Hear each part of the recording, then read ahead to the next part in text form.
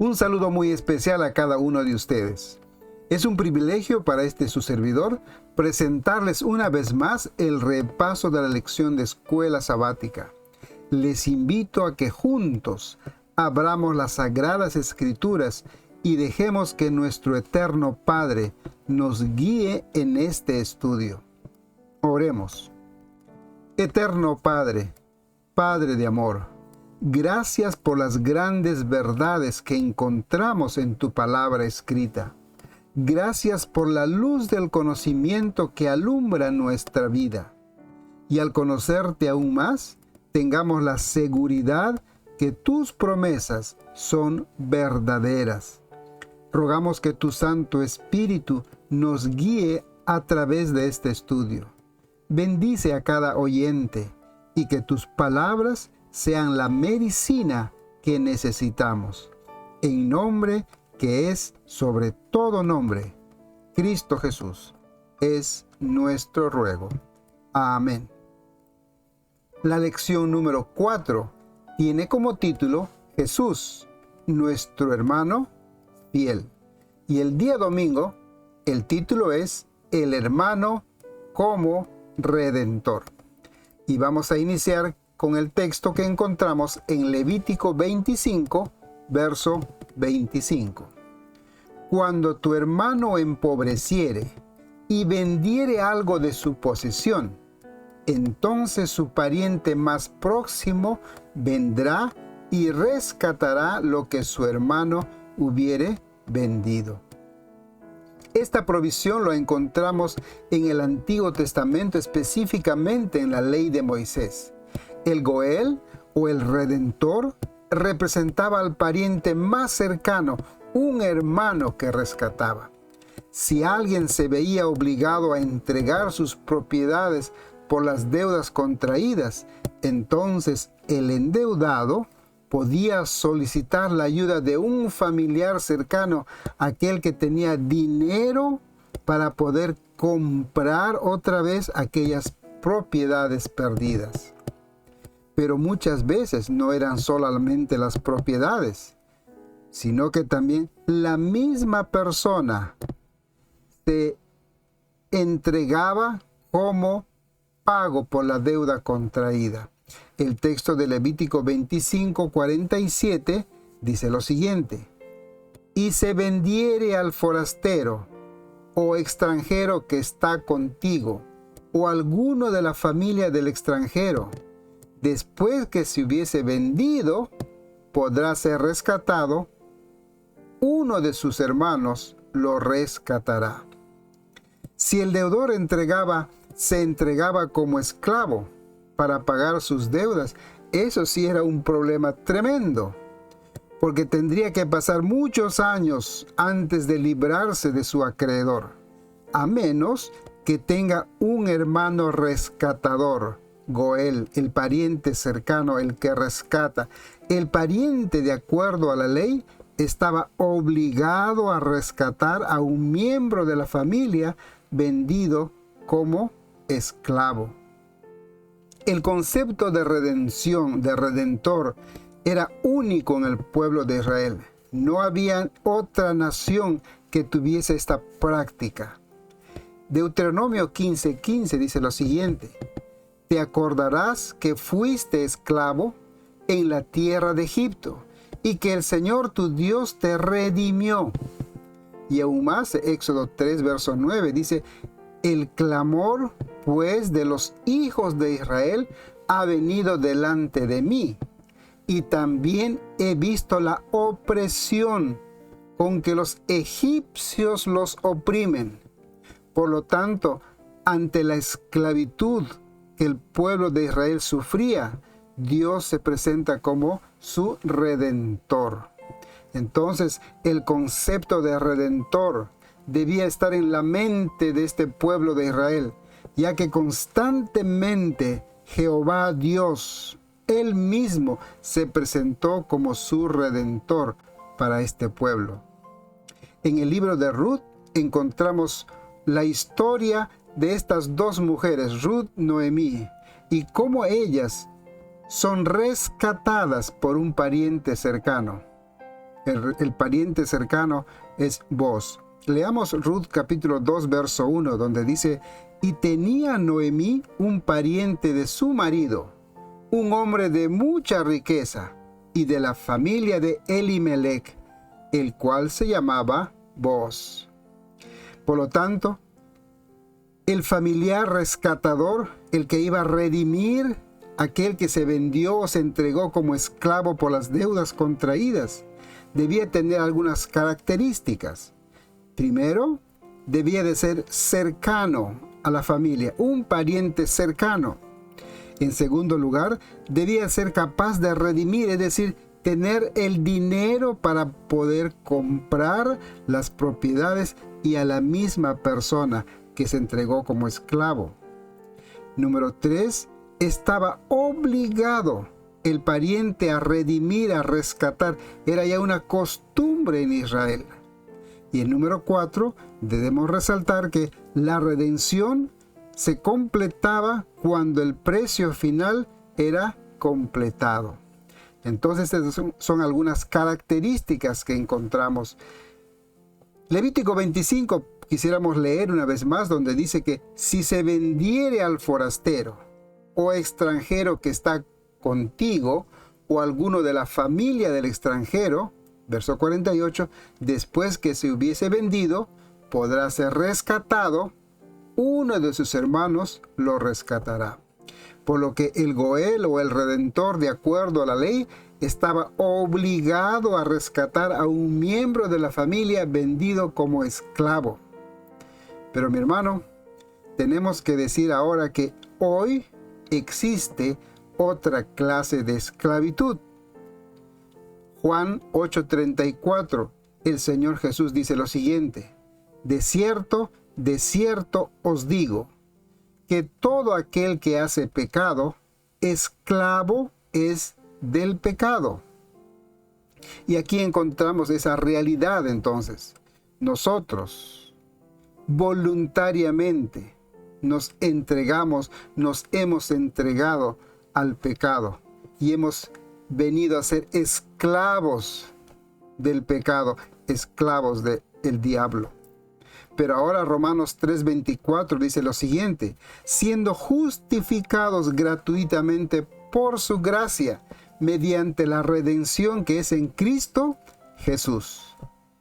Por lo que para aquel que está siendo esclavizado o es esclavo del pecado, tenemos un redentor, una persona que nos va a rescatar del pecado, de la esclavitud. Cuando leemos 1 Corintios 6:20, donde dice que porque habéis sido comprados por precio, glorificad pues a Dios en vuestro cuerpo y en vuestro espíritu, los cuales son de Dios. Aquí tenemos a nuestro rescatador, a nuestro redentor, Cristo Jesús. Dice el texto que hemos sido comprados por precio. Hemos sido comprados con alto precio, la vida de nuestro Señor Jesucristo. Y Mateo 12:50 dice: porque todo aquel que hace la voluntad de mi Padre que está en los cielos, ese es mi hermano y mi hermana y madre. Por lo tanto, el Señor Jesús nos considera hermanos, su hermano, su hermana. Es nuestra familia, es nuestro familiar cercano, suficiente para pagar las deudas de nuestra esclavitud. Y las pagó en la cruz del Calvario. Por eso dice el texto de 1 Corintios que hemos sido comprados por precio, un alto precio, la vida del Señor Jesús, el sacrificio de Cristo Jesús. Nos hemos entregado a la esclavitud desde Adán y Eva. También hemos perdido nuestra heredad, hemos perdido el paraíso.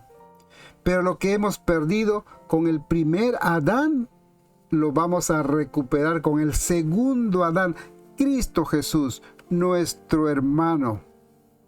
Hemos perdido mucho más, hemos perdido la pureza, la comunión directa con el Eterno Padre.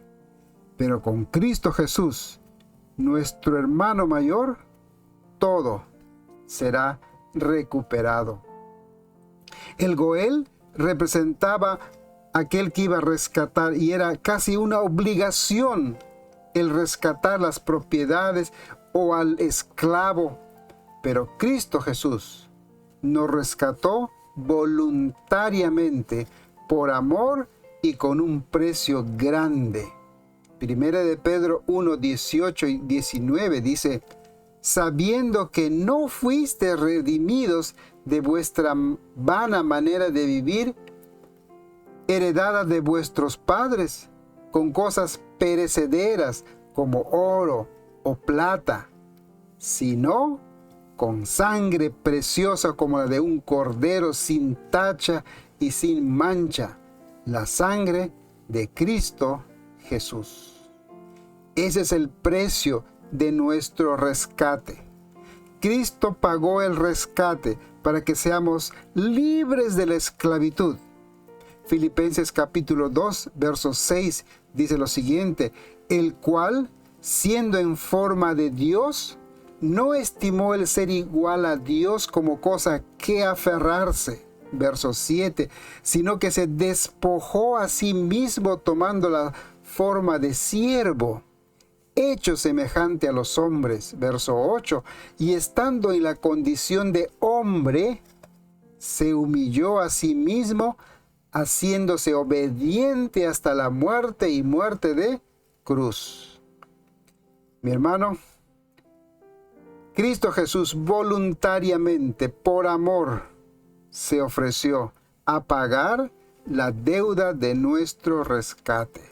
Hebreos capítulo 2, verso 14 dice, por lo tanto, así que, por cuanto los hijos participaron de carne y sangre, Él también, refiriéndose a Cristo Jesús, Él también participó de lo mismo, para destruir por medio de la muerte al que tenía el imperio de la muerte, esto es, al diablo. Verso 15, y librar a todos los que por el temor de la muerte estaban durante toda la vida sujetos a servidumbre. Mi querido hermano, qué precioso. Somos libres. Hemos estado esclavos del pecado, esclavos del diablo, pero el Señor Jesús vino, murió en la cruz del Calvario, pagó la deuda de nuestro rescate y hoy podemos decir que somos libres por los méritos de Cristo Jesús. Cristo, nuestro hermano, nuestro Redentor, anunciado desde el Antiguo Testamento y hoy es una realidad para ti, para mí.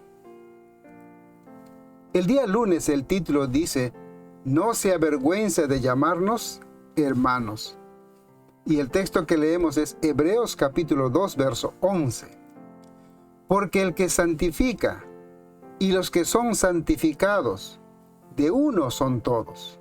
Por lo cual, no se avergüenza de llamarlos hermanos. Mi hermano, Cristo Jesús no se avergüenza de nosotros. A pesar que somos pecadores, esclavos del pecado, por propia voluntad nos hemos vendido, nos hemos entregado al pecado.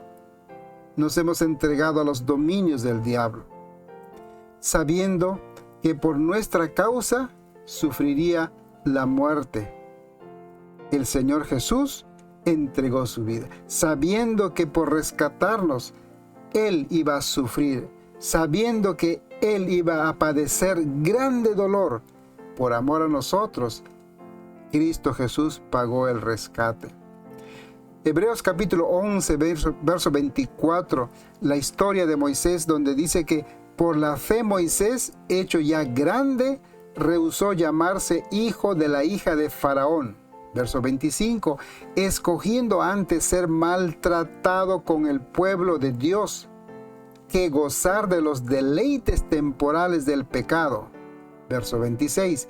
Teniendo por mayor riquezas el vituperio de Cristo que los tesoros de los egipcios, porque tenía puesta la mirada en el galardón. Mi querido hermano, aquí hay una comparación en la actitud de Moisés y la actitud de Cristo Jesús. Moisés, dice, abandonó todos los privilegios, abandonó todas las posibilidades aún de ser el gobernante de Egipto, cuando decidió identificarse con su pueblo, con el pueblo de Israel. Una nación esclava, Israel, una nación sin educación, una nación, mi hermano, que de repente era la menor de todas las naciones. Pero Moisés dejó todos los privilegios, todos los honores, dejó toda la riqueza para ser el libertador, el redentor de este pueblo esclavizado y rebelde. Moisés, figura de Cristo Jesús, no se avergonzó. Moisés no se avergonzó de esta nación, se identificó con ella y llegó a ser el redentor para esa nación. Cristo Jesús no se avergüenza de nosotros. Eso dice el texto de Hebreos 2:11. No se avergüenza de llamarnos hermanos. ¿Y tú, mi hermano? ¿Te avergüenzas tú de Cristo Jesús?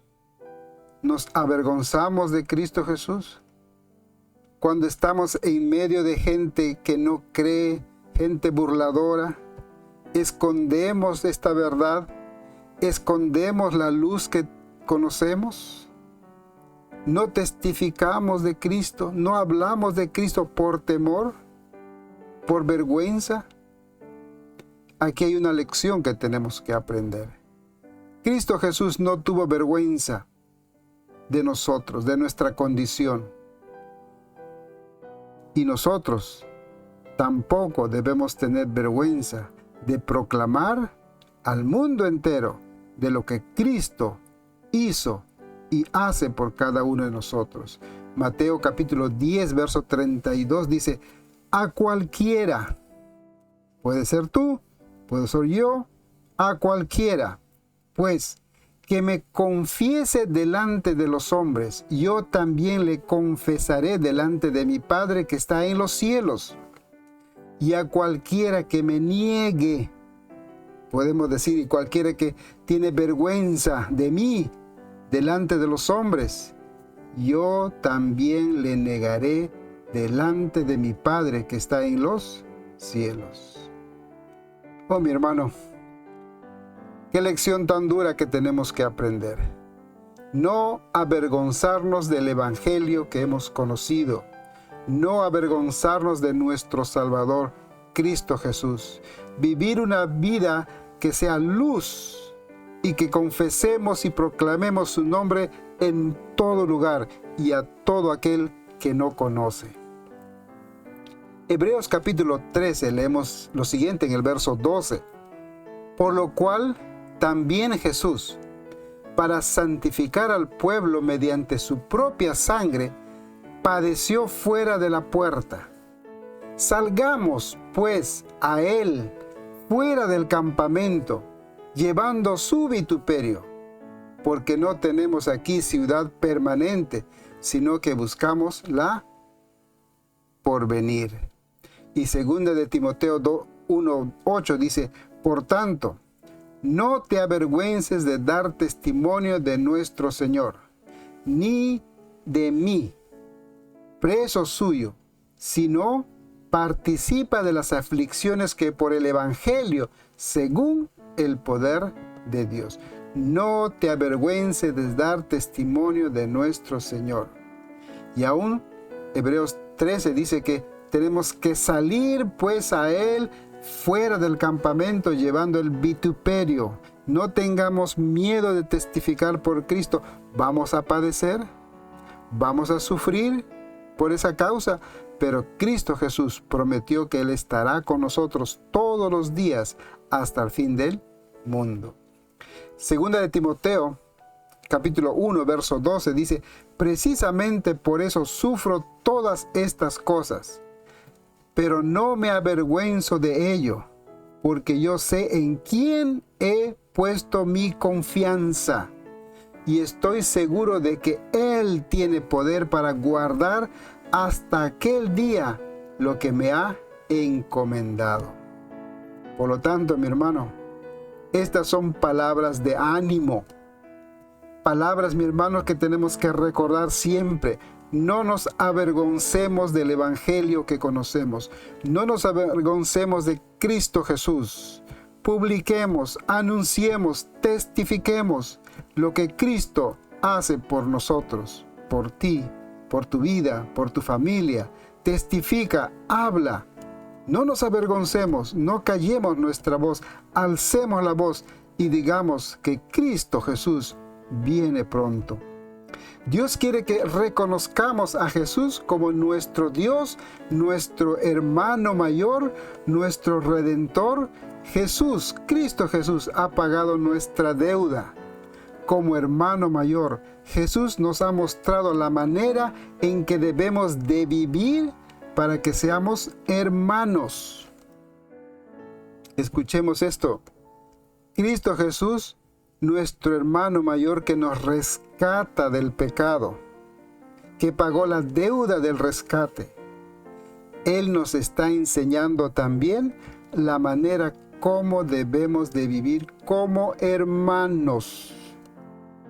No estar el uno contra el otro, todos en unidad, mostrando el amor fraternal, siguiendo el ejemplo de Cristo Jesús, nuestro hermano mayor. Mi apreciado hermano, que el Señor nos ayude a que seamos elementos de unidad en tu hogar, en la iglesia, donde quiera que tú te encuentres. Vivamos para promover la unidad. Vivamos para testificar lo que Cristo hace por cada uno de nosotros. No nos callemos. No dejemos que la gente, a pesar de que se burlen, no dejemos que ellos escuchen. Permitamos que ellos escuchen la voz, la palabra de Dios a través de nuestra vida. El día martes el título es Carne y sangre como nosotros. El texto de Hebreos 2:14 dice lo siguiente una vez más: así que, por cuanto los hijos participaron de carne y sangre, Él también participó de lo mismo, para destruir por medio de la muerte al que tenía el imperio de la muerte, esto es, el diablo. Dice la Biblia, dice la Escritura, Él también participó de lo mismo. Se está refiriendo a Cristo Jesús. Él también participó de carne y sangre, es decir, Él fue hombre, humano, como cada uno de nosotros. Tomó la naturaleza humana, la naturaleza caída. Dice el texto, carne y sangre, participó de carne y sangre, es decir, se revistió. La deidad cambió, dejó de lado la deidad para hacerse hombre mortal como tú, como yo. Se convirtió completamente en hombre, mientras siguió siendo completamente Dios. Mi hermano, este es un misterio. Su servidor no puede comprender. ¿Cómo es que Dios, siendo Dios, también era hombre, tal igual como tú y yo? Este es un misterio, misterios que preguntaremos a Cristo Jesús que nos explique cuando estemos allá en el cielo. Este es un gran misterio. Pero mi hermano, este es parte de nuestra fe, de la enseñanza en que encontramos en la Biblia.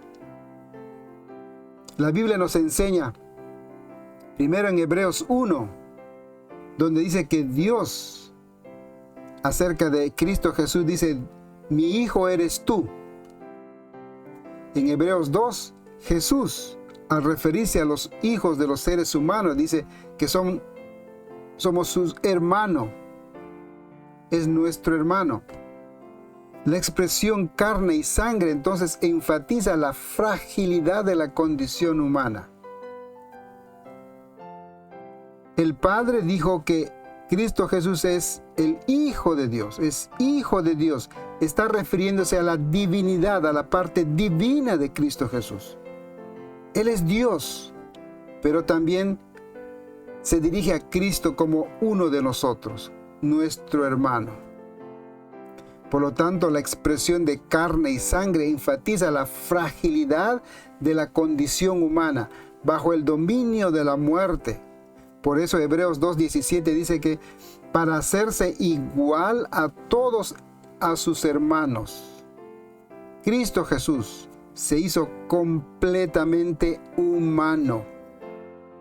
Hebreos 1, el Padre declara la sabiduría divina del Hijo. Es decir, el Señor Jesús era divino, tenía la naturaleza divina. Y en Hebreos 2 otra vez, el Hijo manifiesta su fidelidad al Padre. Por lo que, en primer lugar, Cristo Jesús no cometió ningún pecado. Fue sin mancha. Fue fiel a su Padre. Y aquí tenemos una lección para nosotros. Así, al igual que Cristo Jesús, tomando la naturaleza humana, decidió ser fiel a Dios, también nosotros tenemos que aprender de ser fieles a Dios y llegar a ser victoriosos como Cristo Jesús lo fue también. Algunos comentarios de la hermana G. de White dicen lo siguiente: Cristo no tomó la naturaleza humana como un disfraz, la adoptó de veras. En realidad, poseyó una naturaleza humana. Por cuanto los hijos participaron de carne y sangre, él también participó de lo mismo. Era hijo de María, era descendiente de David, de acuerdo con la genealogía humana. Se declaró que era un hombre, Jesucristo hombre. Debía ser semejante a los que pertenecían a la familia humana y a la raza judía. Sus facciones tenían que ser semejantes a las de los seres humanos, y no debía tener tal belleza en su persona que la gente los señalara como diferente a los demás. Debía venir como miembro de la familia humana y presentarse como un hombre ante el cielo y la tierra. Había venido a tomar el lugar del hombre, a comprometerse en favor del hombre, a pagar la deuda que los pecadores debían. Tenía que vivir una vida pura sobre la tierra y mostrar que Satanás había dicho una falsedad cuando afirmó que la familia humana le pertenecía a él para siempre y que Dios no podía arrancarle a los hombres de sus manos. Por eso, mi hermano, leemos San Juan 1:14, donde dice que el Verbo, Dios, se hizo hombre y habitó entre nosotros. Cristo Jesús se hizo hombre y habitó entre nosotros. El día miércoles el título es Perfeccionado a través de sufrimientos. Y tenemos el texto de Hebreos 5:8. Y aunque era hijo, por lo que padeció, aprendió la obediencia. Y habiendo sido perfeccionado, vino a ser autor de eterna salvación para todos los que le obedecen. Aquí hay varias cosas que tenemos que aprender. En primer lugar, dice el texto, aunque hijo. se está refiriendo a la naturaleza divina, Dios mismos. Jesús es Dios, pero Dios hecho hombre aprendió por la obediencia y fue perfeccionado. Dice entonces, aunque era hijo, refiriéndose a la divinidad de Cristo, aprendió, pero esa palabra aprendió la podemos entender mucho mejor en otros significados, como por ejemplo comprendió, se enteró o entendió, que son las mismas derivaciones del original. Es decir, que el Señor Jesús comprendió mejor nuestra naturaleza, entendió mejor nuestra naturaleza. Cristo, en su naturaleza humana, llegó a entender lo que significa la obediencia, pero esta obediencia le causó sufrimientos y muerte. A través de la obediencia y sumisión, el Señor Jesús obtuvo la victoria. Luego dice la palabra perfeccionado. Como ser humano, debía de entender nuestra naturaleza, nuestras debilidades, nuestras limitaciones. Jesús es el único apto para salvarnos por amor. ¿Por qué razón? Porque Él llegó a entender, comprender nuestras debilidades y tuvo el conocimiento suficiente para entender nuestras debilidades. Porque comprende el dolor y sufrimiento humano. Dice Isaías 53:3, despreciado, desechado entre los hombres, varón de dolores, experimentado en quebranto. Eso fue Cristo Jesús. Experimentado en quebranto. Como hombre, tuvo que padecer, tuvo que sufrir, pero esos sufrimientos, por la obediencia, lo perfeccionaron. Llegó a entender mejor nuestro sufrimiento. Hebreos capítulo 2, verso 17 dice, por lo cual debía ser en todo semejante a sus hermanos, para venir a ser misericordioso y fiel sumo sacerdote en lo que a Dios se refiere, para expiar los pecados del pueblo, pues en cuanto Él mismo padeció siendo tentado, es poderoso para socorrer a los que son tentados. Mis hermanos, estas son lecciones profundas. Necesitaríamos más tiempo para tratar de desmenuzar y comprender cada detalle.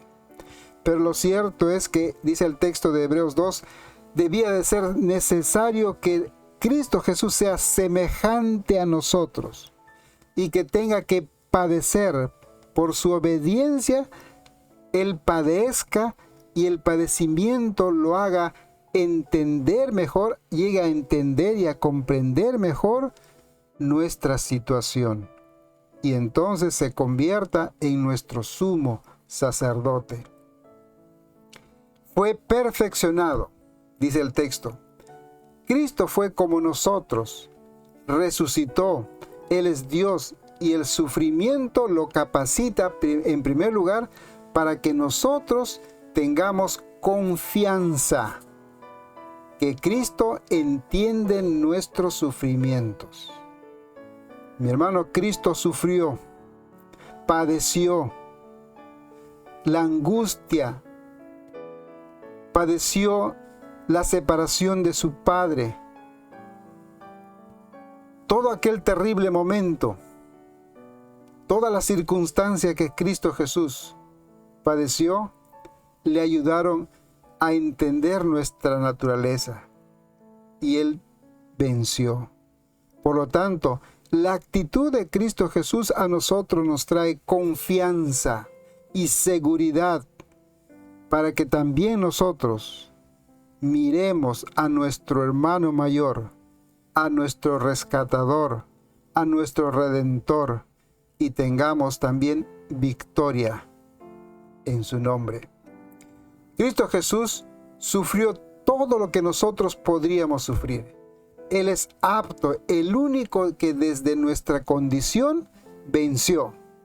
Nosotros también podemos ser victoriosos. Él es el modelo para tener una vida victoriosa. Él nos dio el ejemplo. En segundo lugar, para demostrar al mundo entero la naturaleza devastadora del pecado. Cristo Jesús sufrió, y el sufrimiento y el dolor y la angustia fueron vistos, mi hermano, aún por los ángeles, aún por su Padre mismo. Por lo que el Señor Jesús, con esa actitud de obediencia y sufrimiento, muchos pudieron observar las consecuencias terribles del pecado. Para demostrar al mundo entero la naturaleza devastadora del pecado, la crueldad de la humanidad y el odio de Satanás hacia Dios y a su creación. Mi hermano, si Cristo no hubiera padecido, si Cristo no hubiera sufrido, aún los ángeles desconocerían lo que el diablo causa en la vida de las personas. En tercer lugar, en el Calvario se le permitió a la humanidad hacer lo peor al Hijo del Hombre. Al convertirse en nuestro Redentor, el Redentor de la humanidad, Satanás pensó que había ganado la victoria, pero a través del sufrimiento perfecto, el Hijo de Dios triunfó sobre Satanás, sobre el pecado y sobre la muerte. El texto de Hebreos 4:14 dice: en Jesús, el Hijo de Dios, tenemos un gran sumo sacerdote que ha entrado al cielo. Así que sigamos firmes en la fe que tenemos. Verso 15. Él fue tentado tal como somos tentados nosotros, con la única diferencia de que Él nunca cometió pecado. Verso 16. Entonces, acerquémonos con confianza al trono de Dios, que es generoso. Allí recibiremos su compasión y su bondad para ayudarnos cuando lo necesitemos. Mi querido hermano, por eso Cristo Jesús sufrió, padeció. Llegó en primer lugar a entender lo que significa el sufrimiento.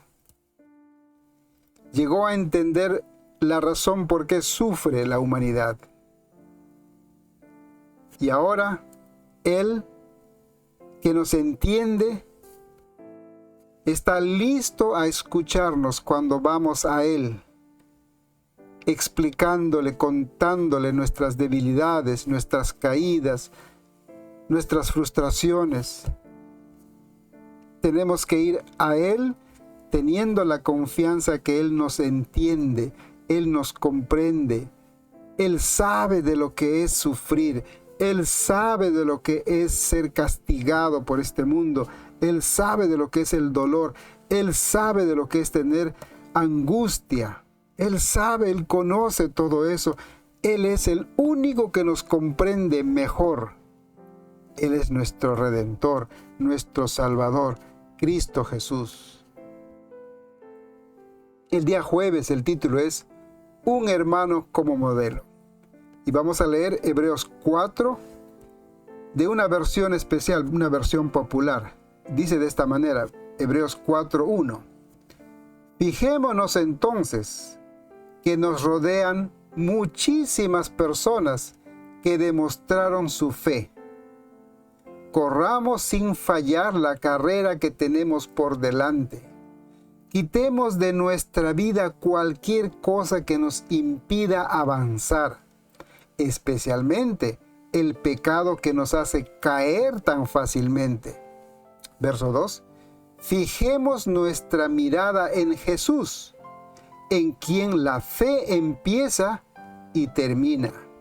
En vez del gozo que podía haber tenido, sufrió la muerte en la cruz y aceptó la humillación como si no fuera nada. Después, se sentó a la derecha del trono de Dios. Verso 3. Si alguna vez se sienten desfallecidos y agobiados, piensen en Jesús, quien soportó pacientemente el maltrato de parte de los pecadores. Verso 4. Ustedes han luchado contra el pecado, pero no al punto de perder la vida.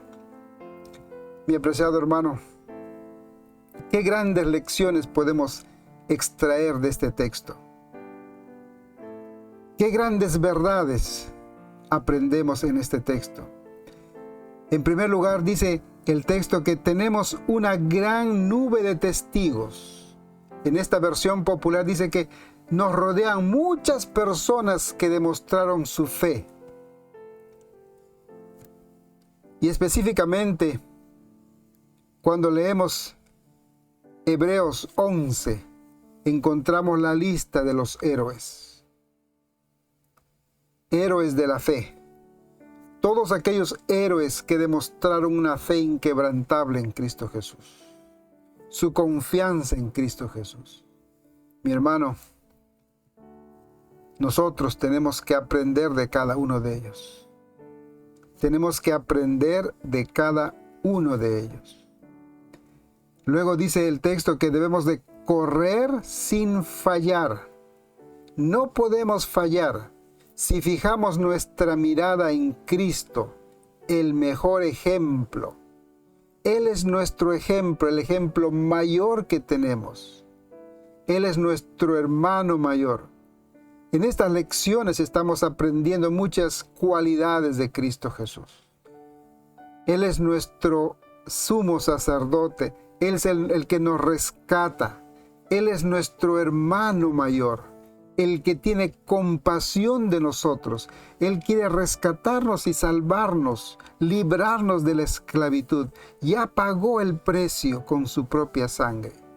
Él es nuestro mejor modelo para tener una vida victoriosa.